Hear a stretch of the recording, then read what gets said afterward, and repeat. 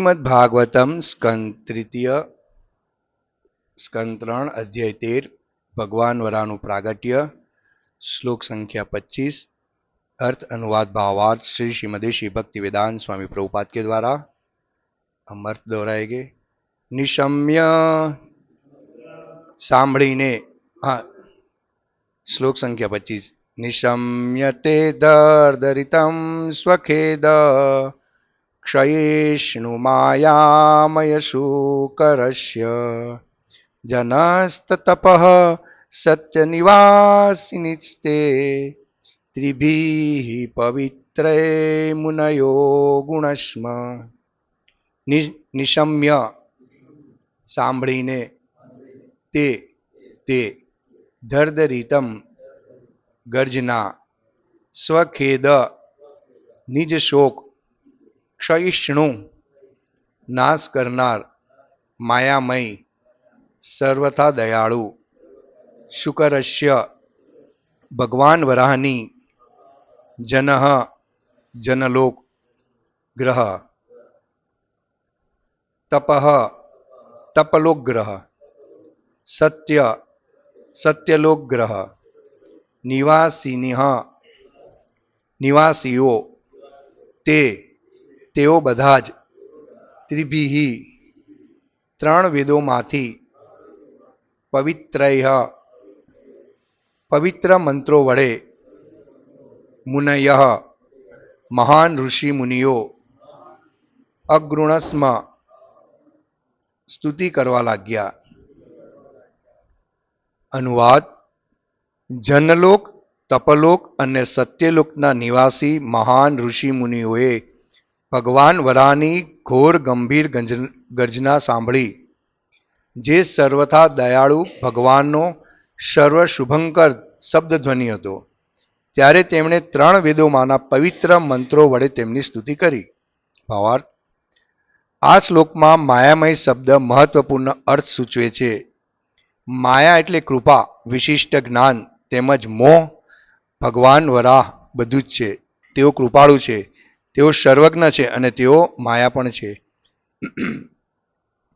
વરાહ અવતાર રૂપે તેમણે જે શબ્દ ધ્વનિ કર્યો તેનો પ્રત્યુત્તર જનલોક તપલોક તથા સત્યલોકના મહર્ષિઓએ વેદ મંત્રો દ્વારા આપ્યો।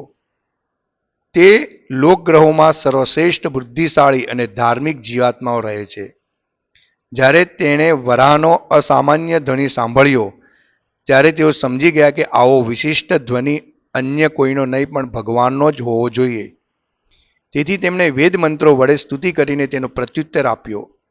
પૃથ્વી ગ્રહ તો કાદવમાં ડૂબી ગયો હતો, પરંતુ ઉચ્ચ લોકના નિવાસીઓને ભગવાનનો અવાજ સાંભળી બહુ જ આનંદ થયો, કારણ કે ભગવાન પૃથ્વીનો ઉદ્ધાર કરવા ત્યાં પહોંચ્યા છે એમ તેઓ જાણતા હતા। તેથી બ્રહ્મા ભૃગુ જેવા બધા મહર્ષિઓ, બ્રહ્માના બીજા પુત્રો અને વિદ્વાન બ્રાહ્મણો વગેરેને બહુ હર્ષ થયો હતો અને વેદ મંત્રોના દિવ્ય ઘોષથી ભગવાનની સ્તુતિ કરવામાં તેઓ બધા એકત્ર થયા હતા।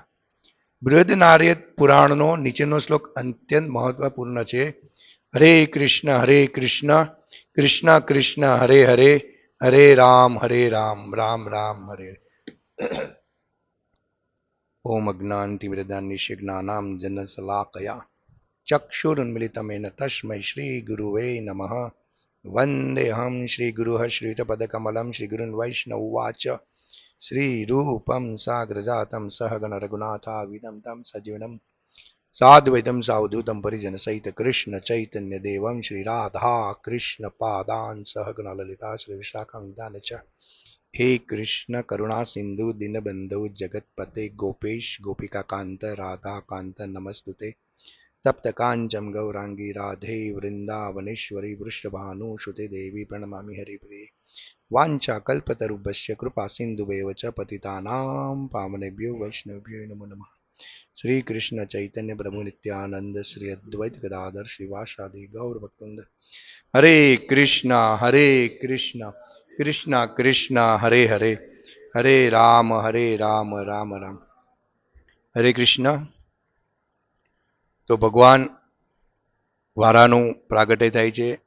શ્લોક સંખ્યા 18થી બ્રહ્માજીના નાકમાંથી અંગૂઠાની ઉપરના ભાગ જેટલું સરી નીકળે ને પછી અચાનક વિરાટ હિમાલય જેવું પર્વત જેવું ભગવાન રૂપ લઈ લે. હા, બ્રહ્માજી પણ મોહિત થઈ જાય કે આ શું છે એમ. પણ ભગવાનના ભક્તો ભગવાનના દરેક અવતારો ભગવાનની લીલા જાણી લે. અને ભગવાન જે અવાજ કરે છે એટલે દસે દિશાઓમાં એના પડઘા પડે છે. આગળના શ્લોકમાં કહે છે કે વિશાળકાય વરાનું અદ્ભુત રૂપ ધારણ કરી અવતાર તરીકે પ્રગટ થયા, અને જો કે ભગવાનનો ઘોર ગંભીર અવાજ ગાજી ઉઠ્યો અને તેમના સામર્થ્યને પડકાર એવા અસુરોને ભયભીત કરે એવી ભયંકરતાથી બધી દિશાઓમાં તેના પડઘા પડ્યા હતા. તેમ છતાં તેનાથી બ્રાહ્મણો તથા બ્રહ્માને કોઈ પ્રકારનો ભય લાગ્યો ન હતો. એ લોકોને ભય નહીં લાગેલો, કારણ કે ભગવાનના ભક્તો ભગવાનની જે વાણી હોય છે, દિવ્ય વાણી હોય છે, અને અસુરોનો જ્યારે સંહાર કરવામાં આવે, જેમ જય કે પ્રભુ કહે છે કે યદા યદા હિ ધર્મસ્ય, લેક્ચરમાં કીધું કે જ્યારે ધર્મની હાનિ થાય ત્યારે ભગવાન અવતરિત થાય છે. એટલે ભક્તોને ખબર પડી જાય છે કે આ અસુરો જે આ ધર્મનો ફેલાવો કરે, હા, એટલે ભગવાન અવતારો લે છે હિરણ્યાક્ષ હિરણ્યકશિપુને મારવા માટે. હા, એમાં ભગવાને શુકરનો અવતાર લીધો, પશુનો, અને હિરણ્યકશિપુને મારવા માટે નરસિંહ અવતાર લીધો. રાવણને મારવા માટે ત્યારે ભગવાન મનુષ્ય અવતાર તરીકે પ્રગટેલા. જો ભગવાનની લીલા અદ્ભુત છે કે જેને અભક્તો નાસ્તિકોના આ મગજમાં જ નથી આવતી, અને એ લોકો સ્વીકારવા નથી માંગતા, જ્યારે શાસ્ત્રમાં બધું આપ્યું. એટલે અહીંયા કહે છે નિશમ્ય તે ધરધરિતમ સ્વખેદમ ક્ષયિષ્ણુ માયા મય સુકરસ્ય. નિશમ્ય એટલે સાંભળીને ભગવાનનો જે અવાજ હતો, ગર્જના, હા, એ બધા શોકને ક્ષયિષ્ણુમ ક્ષઈષ્ણુ નાશ કરનાર હતો. અને અહીંયા પ્રભુપાદ કહે કે માયા શબ્દ વાપરેલો છે, માયામય શબ્દ મહત્વપૂર્ણ અર્થ સૂચે છે. માયા એટલે કૃપા, વિશિષ્ટ જ્ઞાન તેમજ મોહ. ભગવાન વરા બધું જ છે. એક માયા છે જે ભગવાનની બધાને મોહમાં નાખે છે અને ભગવાનનું વિસ્મરણ કરાવે છે, અને એક માયા છે જે ભગવાનની કૃપા છે, જે વિશેષ કરીને દરેક જીવ પર ભગવાન કરે છે. વાસ્તવિક વધારે કૃપા ભક્તો પર ભગવાનની હોય છે.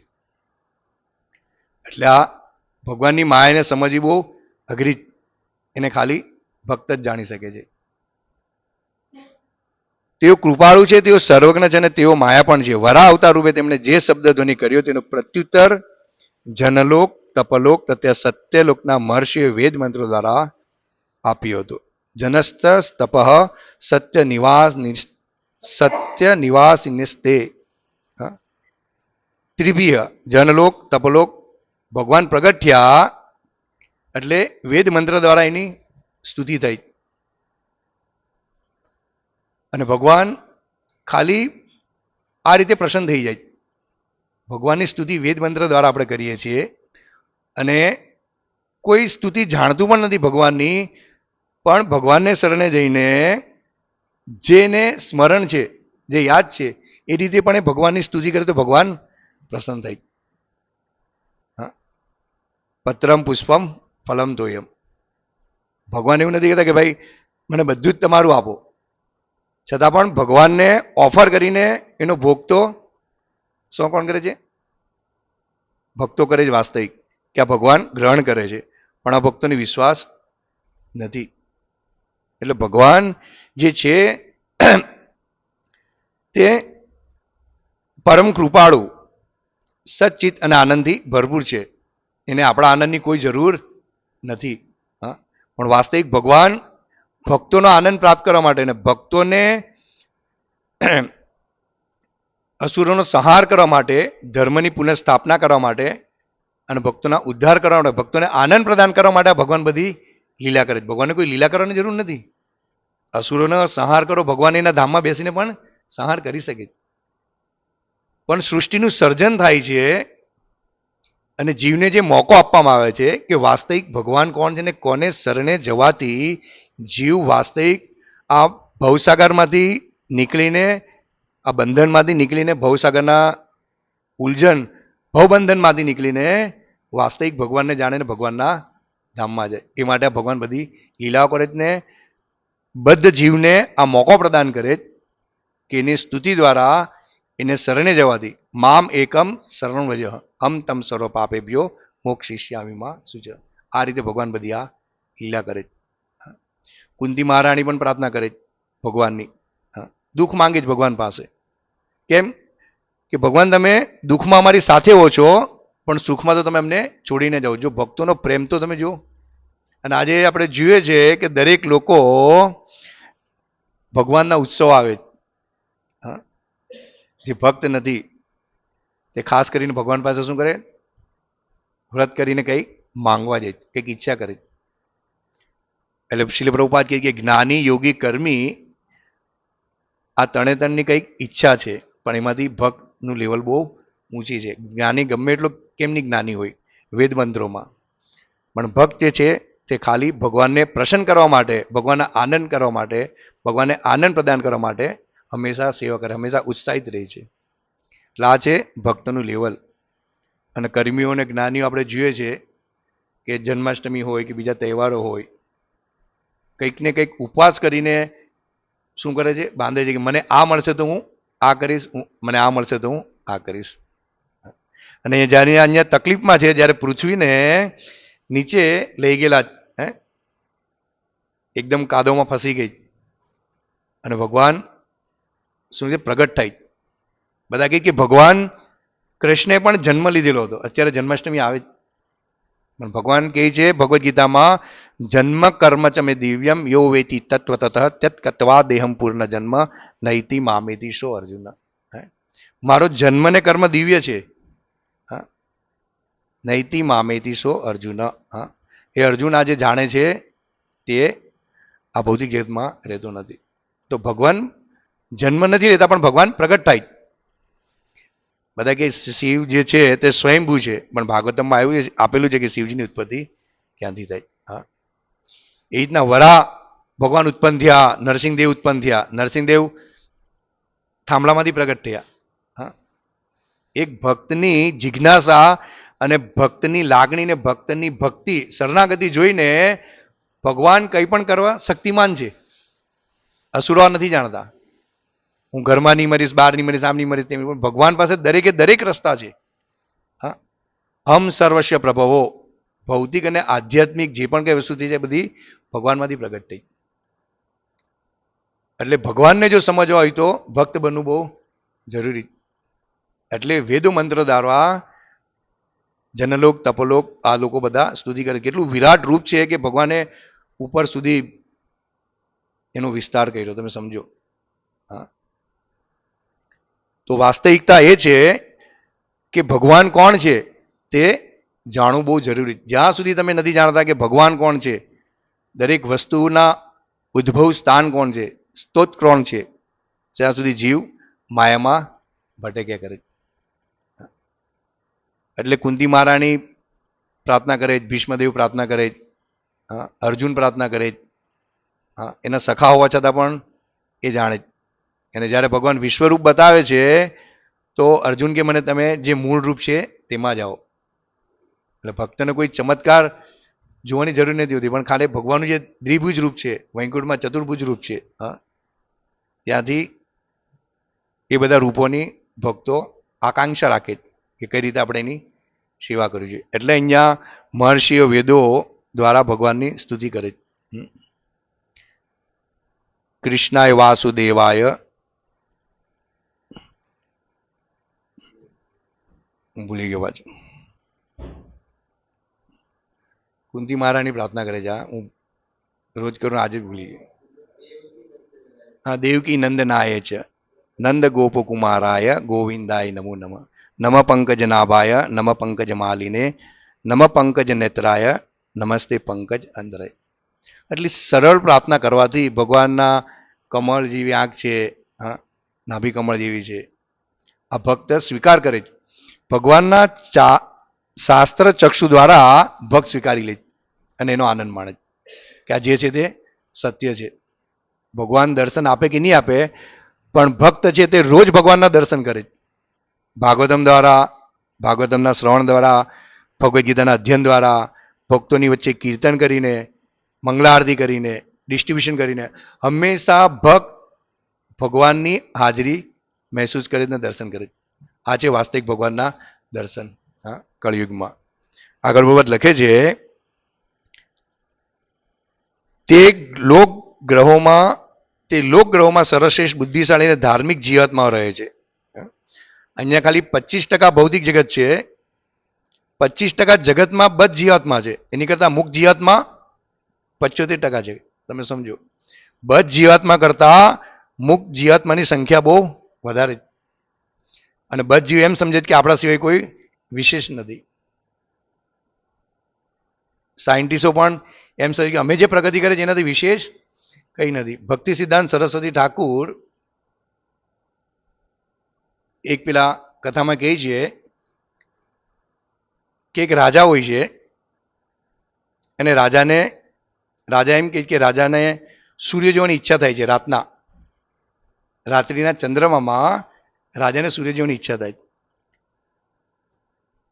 તો એના જે અનુયાયી હોય છે, મંત્રીઓ, એ રાજાની પ્રશંસા માટે શું કરે છે કે આપણે એમને સૂર્ય બતાવે, જેથી રાજા પ્રસન્ન થાય. તો જે એના સિપાહીઓ શું કે મંત્રીઓ હોય છે, એમાંથી એક લાલ પેલું આપણે શું કે ફાનસ લઈને આવે ને, લાલ ટીન લઈને બતાવે કે જો તમને સૂર્ય દેખાય છે એમ કે.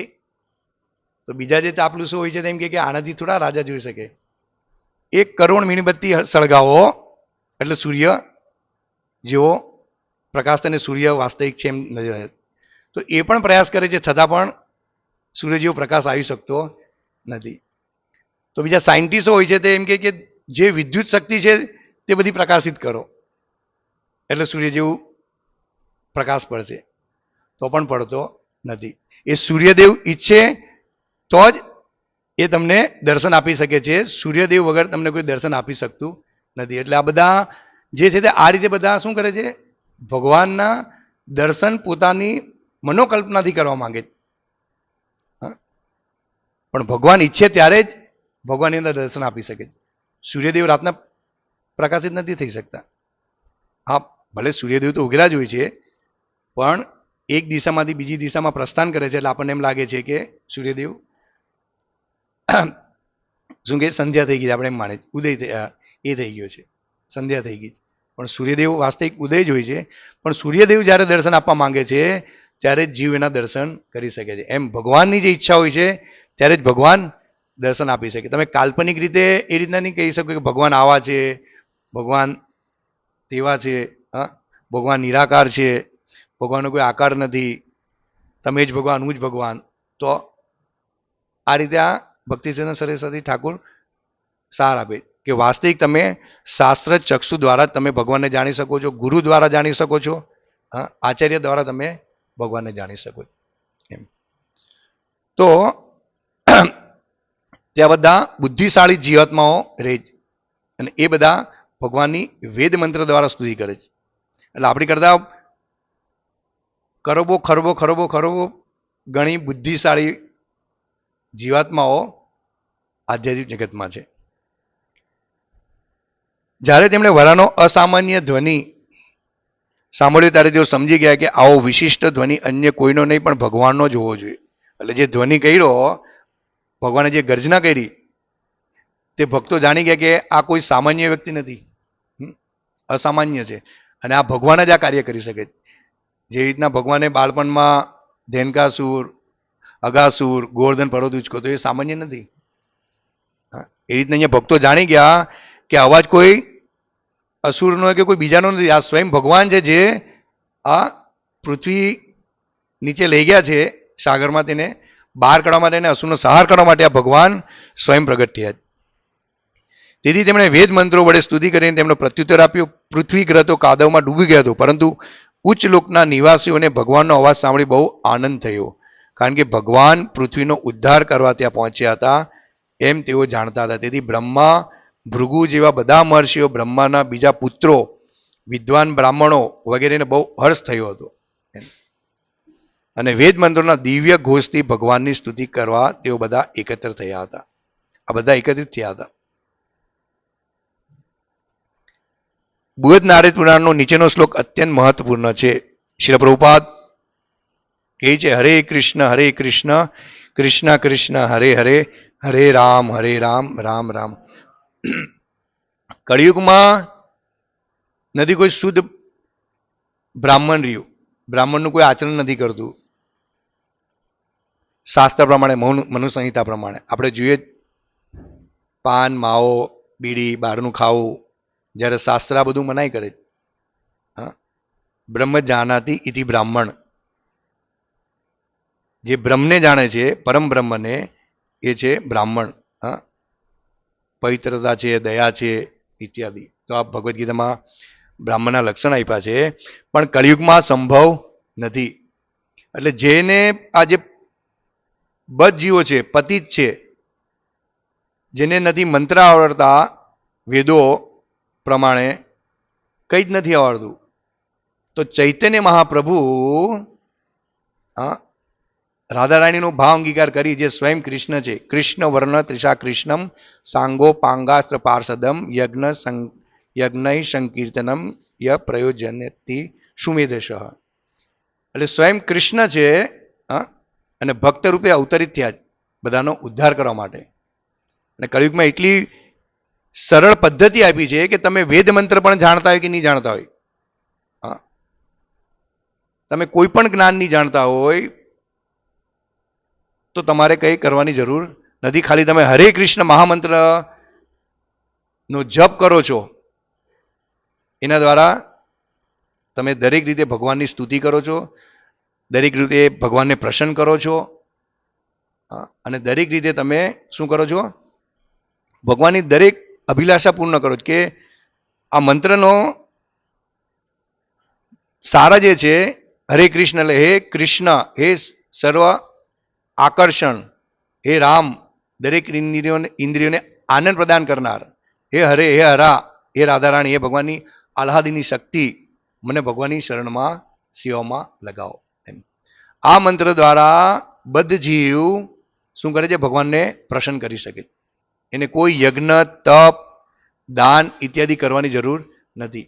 દાન ઇત્યાદિ તપ શુદ્ધ કરે છે જીવાત્માને, એ કરવું જોઈએ.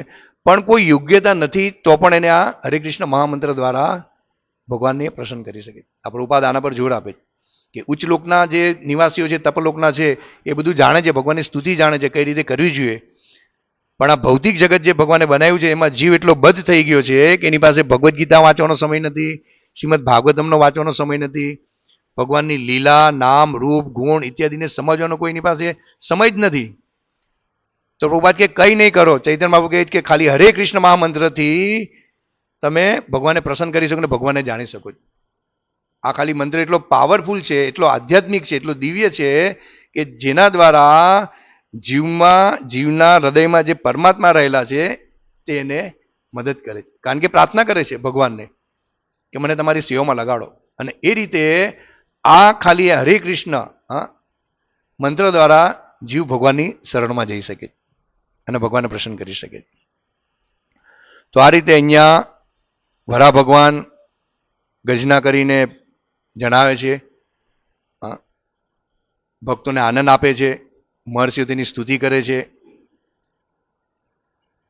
અને બ્રહ્મદેવ, ઋષિઓ, મહર્ષિઓ, ભૃગુ ઋષિ આ બધા એનો આનંદ માણે છે કે ભગવાન કેટલા દયાળુ છે, કેટલા કૃપાળુ છે કે વિશેષ કરીને આપણને આવા અવતારો પ્રગટ થઈને આપણને આનંદ પ્રદાન કરે. અને આ ભક્તો આમાં આનંદ માણે. એક જાદુગર જાદુ કરે છે તો લોકો એ જોવા જાય છે, જાણે છે કે જાદુગર છે એટલે આ બધી કરામત કરી શકે. પણ ભગવાન મોટામાં મોટા જાદુગર છે. અને આ જાદુ જોવાથી, આ જાદુ સંભાળવાથી, આ ભગવાનના જાદુની કથા સાંભળવાથી જીવનો ઉદ્ધાર થઈ શકે છે, વાસ્તવિક ભવસાગરમાંથી બહાર નીકળી શકે છે. અને પેલામાં એ માયામાં ફસાય છે અને અહીંયા ભગવાન માયા રૂપે શું કરે છે? ભગવાન ભક્તો પર કૃપા કરે છે અને ભવસાગરમાંથી બહાર કાઢી નાખે. એક દાંત પર ભગવાન આખી પૃથ્વી લે છે. વિચાર કરો કેટલા વિશાળ ભગવાન હશે. એક નાનું અમથું કદ બ્રહ્માજીના નાકમાંથી નીકળ્યું અને મોટું થઈ ગયું અને આખી દાંત પર પૃથ્વી બહાર લઈ આવ્યા. એટલે ભગવાનના કોઈ અવતારો સામાન્ય નથી હોતા. જે જાણતા નથી એમ સમજતા હશે કે આ વરા એટલે કે શુકર ડુકર, તો ભગવાન આવા અવતાર કેમ લેતા હશે એમ. ભગવાનની ઈચ્છા, ભગવાન કંઈ પણ કરવા શક્તિમાન છે, છતાં પણ ભલે ભગવાને શુકર વરાનો અવતાર લીધો પણ એ સામાન્ય નથી. જેમ જ્યારે ભગવાન અહીંયા પૃથ્વી પર અવતરિત થાય છે, કૃષ્ણ, રામ, હા, તો એ સામાન્ય વ્યક્તિ નથી હોતા. ભગવાન કે જન્મ કર્મ છે એમ, એટલે રામ કોઈ સામાન્ય વ્યક્તિ નથી, સ્વયં ભગવાન છે. એ રીતના ભગવાન કોઈ પણ પશુનો પણ અવતાર લે છે તો આપણી બુદ્ધિથી પર છે એ સમજવો. ભગવાનની ઈચ્છા, ભગવાન કે આમાં આગળ આવશે કે ભગવાનના જ્યારે આ ખરી ને વાળ ખંખેરે તો બધી દિવ્ય સુગંધ આવે એમ. એટલે સામાન્ય અવતાર નથી હોતો ભગવાનનો. તો આ આપણને આ શાસ્ત્ર ચક્ષુ દ્વારા, આ શ્રીમદ ભાગવતમ દ્વારા, શુદ્ધ વૈષ્ણવ આચાર્ય દ્વારા જે વાણી લખેલી એના દ્વારા જ આપણે આ ભગવાનને સમજી શકીએ. અને તો આપણે ભગવાનના અવતારો, ભગવાનને સમજવું મુશ્કેલ છે. જ્યાં સુધી આપણે શુદ્ધ ભક્તનું શરણ નથી લેતા, સંપ્રદાયનો જે આચાર્ય છે તેનો સહારો નથી લેતા ભગવાનને સમજવા માટે, શાસ્ત્રને સમજવા માટે, ત્યાં સુધી આપણે ભગવાનના લીલા અને અવતારને, નામ રૂપ ગુણ લીલા આપણે નથી સમજી શકતા. એટલે આપણે ભગવાનના ભક્તોનો શરણ ગ્રહણ કરવું જોઈએ, આચાર્યનું શરણ ગ્રહણ કરવું જોઈએ. શીલ પ્રભુપાદ, ગુરુ મહારાજ, પ્રભુપાદના શિષ્ય જેની વાણીનું શ્રવણ કરવું જોઈએ અને એનો પ્રચાર પ્રસાર કરવો જોઈએ. હરે કૃષ્ણ. શ્રીમદ ભાગવતમ કી જય. શીલ પ્રભુપાદ કી જય. વાંછા કલ્પતરુપસ્ય કૃપા સિંધુભ્યઃ ચ પતિતાનાં પાવનેભ્યો વૈષ્ણવેભ્યો નમો.